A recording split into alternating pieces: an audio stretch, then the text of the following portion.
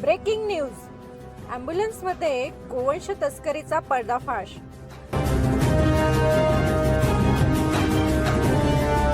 Server फाट्यावर थरारक कारवाई. मानव सेवेच्या वाहनातून काळा बाजार.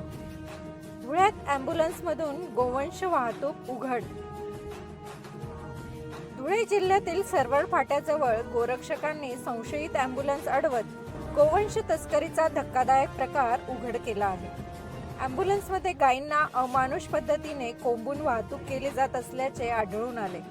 माहिती मिळताच सोनगीर पोलिसांनी घटनास्थळी धाव घेत वाहन ताब्यात घेतले असून संशयितांविरुद्ध गुन्हा दाखल करण्याची प्रक्रिया सुरू झाली आहे.